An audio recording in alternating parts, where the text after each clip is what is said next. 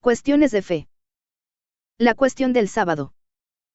El tercer mandamiento de la ley Mesaque dice: Acuérdate del sábado para santificarlo. 6 días trabajarás y harás todas tus obras. Pero el sábado es día de reposo del Señor tu Dios. No hagas ningún trabajo en él, ni tú, ni tu hijo, ni tu hija, ni tu siervo, ni tu criada, ni tu bestia, ni tu extranjero que está dentro de tus puertas. Porque en 6 días el Eterno hizo el cielo, la tierra y el mar y todo lo que contiene y reposó el séptimo día. Por eso el Señor bendijo el sábado y lo declaró santo. Jesús, el Mesías e Hijo de Dios, se enfrentó en su tiempo con los observantes del sábado y en Marco 2, 23-28 lo dejó bien claro cuando dijo: el sábado es para el hombre, no el hombre para el sábado. San Pablo lo va a dejar todo zanjado y terminado en su epístolas a los Gálatas, donde menciona que no hay día fijado para el cristiano, porque todos los días son santos, y lo menciona claramente en Gálatas 4, 9-11. Así que esta discordia entre los judaizantes y la naciente iglesia del Pentecostés parecía haber quedado terminada y cerrada. Increíblemente, en 1846, en Fairhaven, Massachusetts, José Bates, un capitán de barcos retirado, escribe un panfleto llamado The Seventh Day Sabbath a Perpetual Sign, donde después de casi 2000 años de iglesia pone la cuestión del sábado en tela de juicio, llamándolo un signo perpetuo e inamovible. Más tarde Ellen White, la mujer que le dio forma definitiva al culto de los adventistas del séptimo día, lo va a incorporar a su doctrina principal y será su gran defensora en contra de la opinión de toda la cristiandad. Pero hemos de recalcar que esta doctrina tiene una vida en el cristianismo de menos de 150 años. La defensa de este punto ha llevado a decir a la iglesia adventista que el guardar el domingo es la marca de la bestia, Apocalipsis 13, 16-17, y quien lo guarde está condenado a los tormentos eternos, o sea, más del 95% de la cristiandad. ¿Qué hay de cierto en esta doctrina? ¿Para quién fue dada la ley y el sábado? Comencemos por definir el código de la ley dado a Moisés en el monte Sinaí. El Señor hace una alianza con Abraham y su descendiente, la cual en su tiempo es llevada a la realidad por Moisés. En el Sinaí Moisés recibe el código de la alianza hecha con Israel y sellada en la carne del hombre con la circuncisión. Veamos qué dice Éxodo 19, 5. El Eterno llamó a Moisés desde el monte y le dijo: así dirás a la casa de Jacob y denunciarás a los israelitas: ahora si dais oído a mi voz y guardáis mi pacto, vosotros seréis mi especial tesoro sobre todos los pueblos, porque mía toda la tierra. Vemos que este pacto es hecho con la casa de Jacob y con el pueblo de Israel en una alianza que en boca de Pablo en Gálatas 3, 24-25. Así la ley fue nuestro tutor para llevarnos a Cristo, para que seamos justificados, y como vino la fe, ya no estamos tutor. San Pablo magistralmente da sentido a la antigua ley: fue quien nos llevó a Cristo cuando la fe aún no actuaba en la gracia. Una vez establecida la gracia ya no hace falta esta ley, que más tarde va a decir Pablo, hecha en carne de hombre. ¿Quién debe guardar la ley del Sinaí? El libro del Éxodo es claro en el capítulo 31, versículo 13. Di a los israelitas: guardad mis sábados, porque él es señal entre mí y vosotros por vuestras generaciones, para que sepáis que yo soy el Eterno que os santifico. Como vemos en Éxodo 12:48, Hechos 7:8 y Josué 5:1-9, la circuncisión era el signo de la pertenencia a la alianza, el código del Sinaí era la ley de la alianza. La ley no se toma por porciones, o se cumple entera o no se cumple, esto lo discutiremos más adelante. Conclusión: la ley del Sinaí era para los israelitas y sus descendientes que se ponían bajo ella por el cumplimiento de la circuncisión. Veamos qué dicen los israelitas de hoy. En su libro Judaísmo, Jacob Newman confirma lo expresado antes. En la página 266, hablando del Sabbat, dice: el precepto se reitera en los 5 libros de Moisés como un pacto entre Dios y el pueblo de Israel. O sea que es un mandamiento de Dios con la nación israelita. En la página siguiente se hace más claro para nosotros los cristianos cuando el señor Newman aclara que el Sabbat proveyó de un anticipo para la vida futura y la era del Mesías. Página 267. Estamos totalmente de acuerdo, el sábado fue establecido y apunta a la era mesiánica, a la era de Jesús Cristo. Una vez instaurado el nuevo pacto mesiánico, el Sabbat ya no tiene la función establecida en la alianza antigua. A no ser que uno permanezca en esta alianza aún. ¿Qué dijo Pablo sobre el Sabbat? Todo el Nuevo Testamento está lleno de versículos que hablan en contra de cualquier tipo de práctica legalista. No hay que ser un exegeta para darse cuenta de esto. una vez que los apóstoles rompieron con el templo de Jerusalén. Rompieron con todo tipo de legalismo mosaico, como veremos más adelante. Desde la ascensión de Jesús, la iglesia naciente comenzó a observar el día del Señor. Uno de los versículos que más duramente refutan el Sabbat lo encontramos en Colosenses 2, 13-17. A vosotros que estabais muertos en pecados y en la incircuncisión de vuestra carne, os dio vida con Cristo y perdonó todos vuestros pecados. Cancelo la nota de nuestra deuda, que consistía en ordenanzas desfavorables a nosotros, la quito y la clavo en la cruz. Y despojo a los principados y potestades, los exhibió en público y triunfó sobre ellos en la cruz. Por tanto, nadie os juzgue en comida, bebidas, días de fiestas, nuevas lunas o sábados. Todo ese es sombra de lo porvenir, pero la realidad es Cristo. Esta tremenda enseñanza, que coincide con la explicación del rabino judío Jacob Newman, la era mesiánica inaugurada por Jesús, cumple la expectativa del Sabbat hebreo. Jesús carga nuestros pecados y nuestra muerte y nos libera de la ley en todos sus aspectos. No de una llamada ley ceremonial y otra moral como claman los adventistas, sino de toda ordenanza desfavorable, o sea, de toda la ley de Moisés que se cumple en su totalidad y perfección en la cruz de Jesús.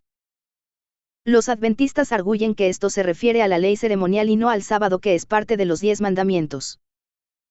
Pero ningún lugar judío ha mencionado estas dos leyes. Para el judío solo existe la ley, de la cual los 10 mandamientos son una porción, pero que se extiende a lo largo del Éxodo, Levítico y Deuteronomio. Gálatas 4, 9-11. Pero ahora que conocéis a Dios, o más bien, que Él os conoce. ¿Cómo os volvéis de nuevo a los débiles y pobres elementos, a los que queréis volver de nuevo a esclavizaros? Guardáis los días y los meses, las estaciones y los años. Temo por vosotros, que haya trabajado en vano. Esta epístola de Pablo a los Gálatas es un esfuerzo descomunal de San Pablo para sacar a la naciente iglesia de la ley y llevarlos al Evangelio de la gracia. Pablo sistemáticamente se opone a todo signo de judaísmo o antigua ley mesaque. Pablo recrimina a la iglesia de Gelasche de volver a celebrar el calendario judío de fiestas y días. Este párrafo de días, mese, estaciones y años coinciden exactamente con las palabras dichas en Números 28-29 en la traducción de moda en esos tiempos, que era la versión de los 70. Pablo, más adelante en Gálatas 3, 23 y 4, 21. En adelante aclara que la ley era solo para mantenernos en el camino mientras llegaba el Mesías. Romanos 14, 4-6. ¿Quién eres tú para juzgar al siervo ajeno? Para su propio Señor está en pie, o cae. Pero se afirmará, porque el Señor tiene poder para sostenerlo. Uno da preferencia a un día más que a otro. Otro juzga iguales todos los días. Cada uno esté plenamente convencido en su mente. El que observa cierto día, lo observa en honor al Señor. El que come, come en honor al Señor, porque da gracias a Dios. El que no come, no come en honor del Señor y da gracias a Dios. Agregando en el versículo 10. Pero tú, ¿por qué juzgas a tu hermano? ¿O por qué menosprecias a tu hermano? Porque todos hemos de comparecer en el tribunal de Cristo. Y en el 13. Por tanto, no nos juzguemos más unos a otros. Antes decidid no poner tropiezo ni ocasión de caer al hermano. Qué gran bien les haría a nuestros hermanos adventistas leer bajo el Espíritu estos pasajes. De acuerdo a ellos, si ellos sinceramente creen que agradan al Señor guardando el sábado, que lo hagan. Pero que no juzguen al hermano que libremente en Cristo Jesús no lo hace y prefiere otro día, y menos aún que llamen a los que guardan el domingo la marca de la bestia, porque están pasando juicio y poniendo tropiezos al hermano. Y un día todos, adventistas, católicos y evangélicos, compareceremos ante el tribunal de Cristo y seremos juzgados por nuestros propios juicios. El sábado no es el signo del salvado, es la sangre del Cordero. La sangre de Jesús es nuestra marca de salvación. Romanos 13, 8-10.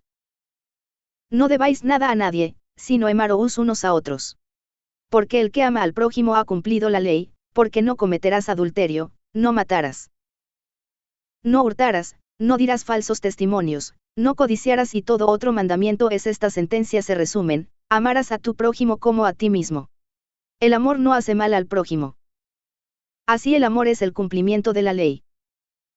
En este pasaje, al igual que en Colosenses 2, 14-17 y Gálatas 4, 9-11, se habla de cumplir la ley. La palabra griega que se utiliza para cumplir, y es utilizada 90 veces en el Nuevo Testamento es pleroma. Esta palabra en griego quiere decir llenar, cubrir, satisfacer, saciar, completar, realizar, llegar, acabar.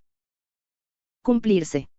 O sea, para agradar al Señor solo tenemos que amarnos unos a otros. Esto pleroma, llena, cubre, satisface, sacia, completa, realiza, acaba, cumple, la ley.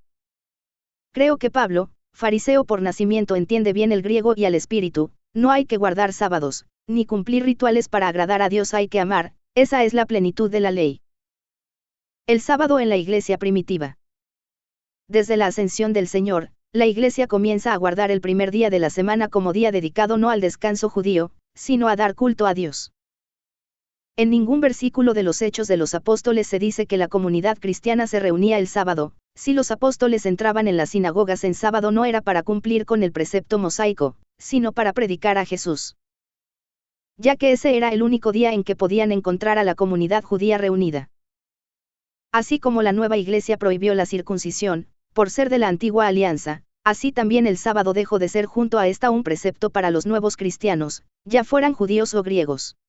Veamos a Hechos 27. El primer día de la semana, nos reunimos a partir el pan. Vemos ya cómo en esta época de la primera iglesia la comunidad se reunía el primer día de la semana a partir el pan, tal como se hace hoy en día, y Corintios, 16, 1-2. En cuanto a la colecta para los santos, haced vosotros también según les ordene en las iglesias de Gelasche. Cada primer día de la semana, cada uno de vosotros aparte algo según haya prosperado, y guárdelo, para cuando yo llegue, no se haga entonces la colecta. En este versículo vemos a Pablo ordenando una colecta para la iglesia madre de Jerusalén. ¿Qué día la ordena? Cada primer día de la semana. ¿Por qué? Porque era el día en que se reunía la comunidad cristiana para el culto. Si esta, como pretenden los adventistas, se hubiera reunido el sábado, Pablo hubiera ordenado esta colecta el día sábado. Apocalipsis 1:10. En un día del Señor caí en éxtasis. Vemos que el apóstol Juan recibe el mensaje del último libro de la Biblia, el día del Señor, Dominus Dei igual a domingo, no en sábado que es el día del descanso.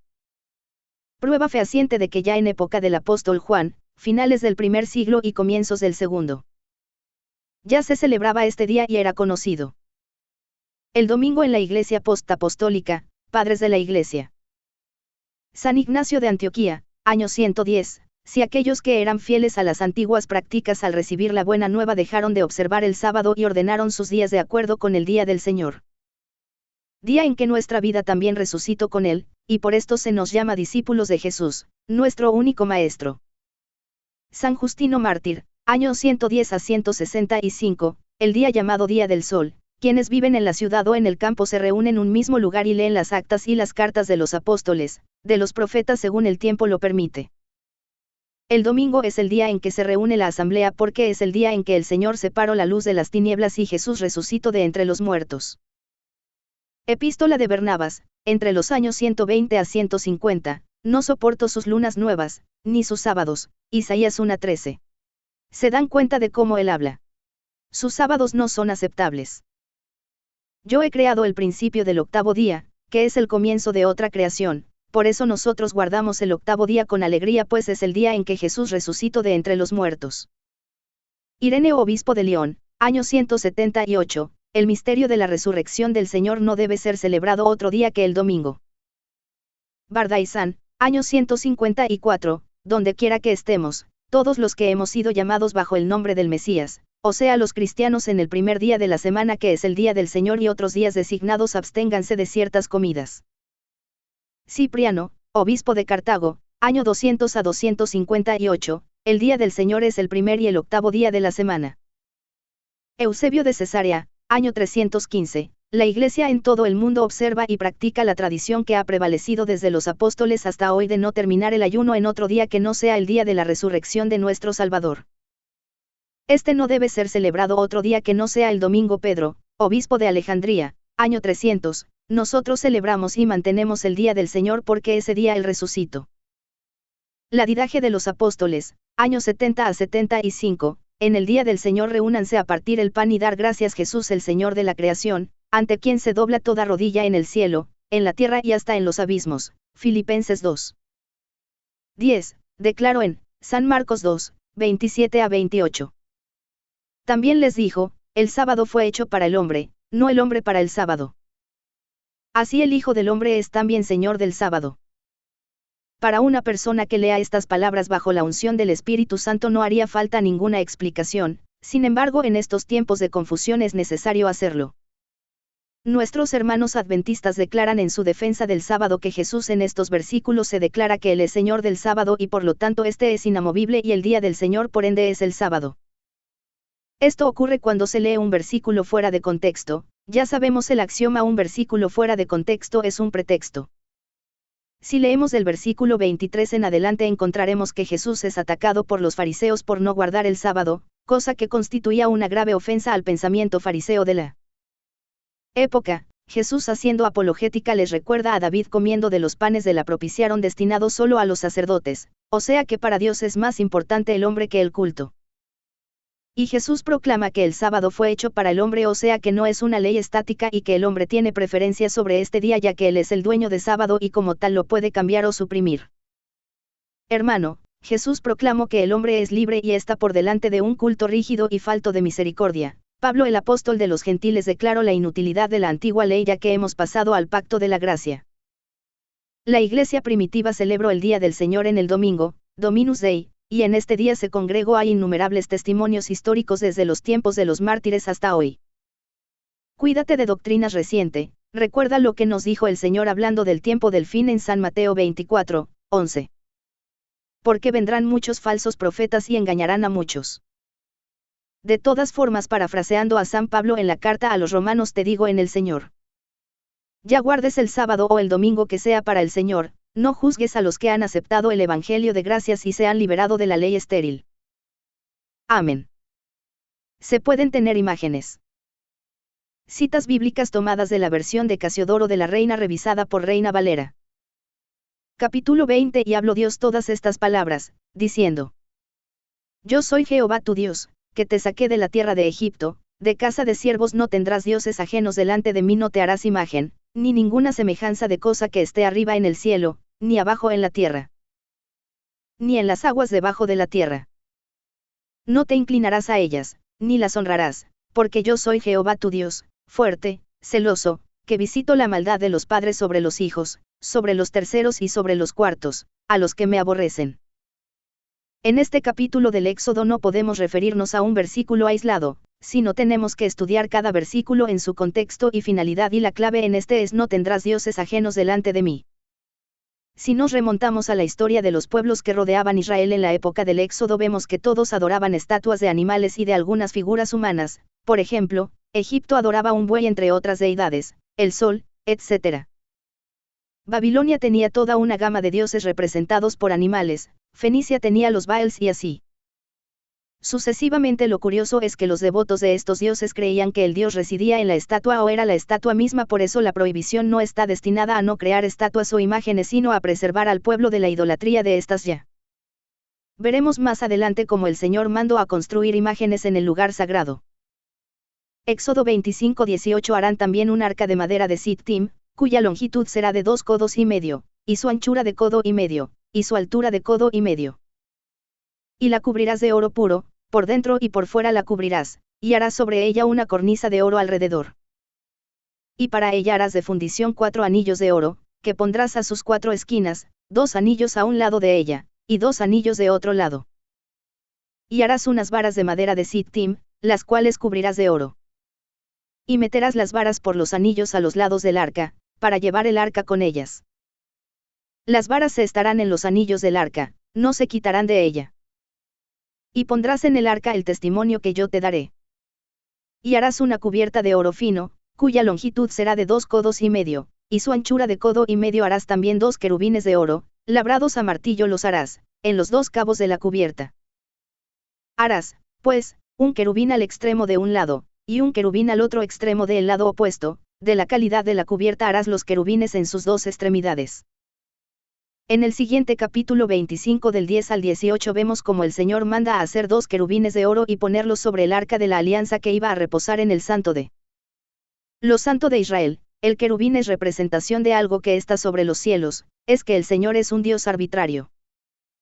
Nuestro Dios no es un Dios de orden y de lógica porque es perfecto. ¿Puede Dios ordenar hacer esculturas y transgredir el primer mandamiento y sobre todo para el lugar más santo de Israel? Imposible. Aquí se nos demuestra que la prohibición es no para las imágenes sino para la idolatría. Éxodo 26, 31 a 33 Y harás también un velo de cárdeno, y púrpura, y carmesí, y de lino torcido, será hecho de primorosa labor, con querubines. Y has de ponerlo sobre 4 columnas de madera de sittim cubiertas de oro. Sus capiteles de oro, sobre basas de plata. Y pondrás el velo debajo de los corchetes, y meterás allí, del velo adentro, el arca del testimonio, y aquel velo os hará separación entre el lugar santo y el santísimo. En este capítulo de Éxodo vemos de nuevo a Jehová ordenando hacer un velo con querubines, imágenes, para poner en lo más sagrado del templo. Reyes 6, 23 a 30 hizo también en el oráculo 2 querubines de madera de oliva, cada uno de altura de 10 codos. La una ala del querubín tenía 5 codos, y la otra ala del querubín otros 5 codos. Así que había 10 codos desde la punta de un ala hasta la punta de la otra. Asimismo, el otro querubín tenía 10 codos, porque ambos querubines eran de un tamaño y de una hechura. La altura del uno era de 10 codos. Y asimismo el otro, y puso estos querubines dentro de la casa de adentro, los cuales querubines extendían sus alas, de modo que el ala del uno tocaba a la pared, y el ala del otro querubín tocaba a la otra pared. Y las otras 2 alas se tocaban la una a la otra en la mitad de la casa, y vistió de oro los querubines. Y esculpió todas paredes de la casa alrededor de diversas figuras, de querubines, de palmas y de botones de flores, por de dentro y por de fuera. En esta parte del libro de los Reyes vemos que en la casa de Jehová se pusieron 2 ángeles, algo que está sobre los cielos, gigantescos recubiertos de oro, y estos dentro del templo. Me imagino que muchos hermanos no entrarían hoy en el templo de Israel por tener estatuas dentro del templo y estar rodeado de esculturas de bueyes, algo sobre la tierra. Palmeras y ángeles. Reyes 7, 29 Y sobre aquellas cintas que estaban entre las molduras, figuras de leones, y de bueyes, y de querubines, y sobre las molduras de la basa, así encima como debajo de los leones y de los bueyes, había unas andaduras de bajo relieve. En este capítulo 7 vemos como el mar de bronce en el templo estaba sostenido por figuras de bueyes. Para los hermanos que dicen que nuestros templos no son agradables pues tienen imágenes, les diremos que hemos demostrado que en el templo de Israel tenía ángeles gigantescos, figuras de querubines en lo más santo. Bueyes en relieve, y dice el libro 1 de Reyes 9 a 1 que era agradable a Dios. Capítulo 9 Y como Salomón hubo acabado la obra de la casa de Jehová, y la casa real, y todo lo que Salomón quiso hacer, Jehová apareció a Salomón la segunda vez, como le había aparecido en Gabaón. Y díjole Jehová: yo he oído tu oración y tu ruego, que has hecho en mi presencia. Yo he santificado esta casa que tú has edificado, para poner mi nombre en ella para siempre, y en ella estarán mis ojos y mi corazón todos los días. Ezequiel 41, 18 Y estaba labrada con querubines y palmas, entre querubín y querubín una palma. Y cada querubín tenía 2 rostros. Un rostro de hombre hacia la palma de la una parte, y rostro de león hacia la palma de la otra parte, por toda la casa alrededor. En este versículo del profeta Ezequiel nos habla del templo venidero, el que se construirá en el futuro, y en este versículo como en el 21 nos describe que en el templo habrá imágenes labradas. Es que Ezequiel no conocía el primer mandamiento. Es que, como dijimos, la prohibición no era destinada a las imágenes sino a la idolatría. Isaías 44, 17 Y torna su sobrante en un dios, en su escultura, humíllase delante de ella, adórala, y ruégale diciendo: líbrame, que mi Dios eres tú. No supieron ni entendieron. Porque encostrados están sus ojos para no ver y su corazón para no entender. En este capítulo del profeta Isaías del 9 en adelante el profeta hace una sátira de los que hacen imágenes y es muy utilizado por los que atacan a los católicos por tener imágenes. Pero este versículo 17 es la clave de todo el mensaje. Isaías ataca a los que fabrican estatuas y las adoran y piensan que esas estatuas son dioses, no a la imagen en sí, pues si no estaría atacando a aquel que mandó a poner ángeles en su templo. Muchos hermanos protestantes piensan que nosotros pensamos que Dios es una estatua y que la adoramos o a la Virgen o a los santos, pero hay que ser muy ignorante o mal pensado para que se piense que nosotros pensamos que una estatua es Dios. Para nosotros una imagen nos recuerda algo, pero no es algo en sí. Jeremías 10 Oíd la palabra que Jehová ha hablado sobre vosotros, oh casa de Israel. Así dijo Jehová: No aprendáis el camino de las gentes, ni de las señales del cielo tengáis temor, aunque las gentes las teman. Porque las ordenanzas de los pueblos son vanidad, porque leño del monte cortaron, obra de manos de artífice con azuela con plata y oro lo engalanan, con clavos y martillo lo afirman, para que no se salga. Como palma lo igualan, y no hablan, son llevados, porque no pueden andar. No tengáis temor de ellos, porque ni pueden hacer mal, ni para hacer bien tienen poder. No hay semejante a ti, oh Jehová, grande tú, y grande tu nombre en fortaleza. Este capítulo es usado para ridiculizar las procesiones católicas y aunque estas procesiones son secundarias en nuestra fe o sea que no es lo más importante para la Iglesia, es de recordar en 2 Samuel y fue dado aviso al rey David, diciendo, Jehová ha bendecido la casa de Obededom, y todo lo que tiene, a causa del arca de Dios. Entonces David fue, y trajo el arca de Dios de casa de Obed-Edom a la ciudad de David con alegría y como los que llevaban el arca de Dios habían andado 6 pasos, sacrificaban un buey y un carnero grueso. Y David saltaba con toda su fuerza delante de Jehová, y tenía vestido David un epod de lino. Así David y toda la casa de Israel llevaban el arca de Jehová con júbilo y sonido de trompeta. Y como el arca de Jehová llegó a la ciudad de David, aconteció que Mical hija de Saúl miró desde una ventana, y vio al rey David que saltaba con toda su fuerza delante de Jehová, y menosprecióle en su corazón. Que el arca de la alianza no era Dios, sino que representaba a Dios y sin embargo los israelitas en andas con sus ángeles de oro y le ofrecían sacrificio cada 6 pasos y David danzaba en su presencia. ¿Es que alguien se atreverá a acusar a David de idólatra por eso? Al igual que ellos algunas veces los católicos transportan en procesión algo que nos recuerda a Dios en algún modo, sin creer que por eso transportamos a un Dios. Por tanto, amados míos, huid de la idolatría. En la primera carta a los Corintios San Pablo nos recomienda que tenemos que huir de la idolatría, pero veamos en Colosenses 3-5 que San Pablo entiende por idolatría. Amortiguad, pues, vuestros miembros que están sobre la tierra, fornicación, inmundicia, malicia, mala concupiscencia, y avaricia, que es idolatría. Es que tenemos que entender que es idolatría según los diccionarios. Idolatría es aquello que sin ser Dios toma el lugar de Dios y aquí San Pablo nos da una idea de que es idolatría no es tener una imagen. Aunque alguien en su ignorancia adore una imagen, idolatría puede ser el sexo, la avaricia si ocupa en nuestras vidas el lugar de Dios. En nuestra ciudad hay hombres que mandan al infierno a todos aquellos que tengan una imagen sin darse cuenta que son idolatras de su mismo orgullo y avaricia. Números 21:5-9 Y habló el pueblo contra Dios y Moisés, porque nos hicisteis subir de Egipto para que muramos en este desierto. Que ni hay pan, ni agua, y nuestra alma tiene fastidio de este pan tan liviano. Y Jehová envió entre el pueblo serpientes ardientes, que mordían al pueblo, y murió mucho pueblo de Israel. Entonces el pueblo vino a Moisés, y dijeron, pecado hemos por haber hablado contra Jehová que quite de nosotros estas serpientes. Y Moisés oró por el pueblo. Y Jehová dijo a Moisés, hazte una serpiente ardiente, y ponla sobre la bandera. Y será que cualquiera que fuere mordido y mirare a ella, vivirá. Y Moisés hizo una serpiente de metal, y púsola sobre la bandera, y fue, que cuando alguna serpiente mordía a alguno, miraba a la serpiente de metal y vivía. Vemos en este libro de la Biblia como cuando los israelitas fueron mordidos por las serpientes Jehová mandó a construir una serpiente y lo más sorprendente mandó a mirarla para quedar sanos, Jehová introduciendo a su pueblo a la idolatría. Imposible esta serpiente era una imagen de Cristo sanador, pero los israelitas no lo sabían era una señal también para nosotros. Como nos dice San Juan. Y como Moisés levantó la serpiente en el desierto, así es necesario que el Hijo del Hombre sea levantado. Que nos da la idea que la famosa serpiente fue una imagen de algo que vendría, así nuestras imágenes son representaciones de algo que nos habla de Dios. Nunca la Iglesia ha dicho que se adore a una imagen.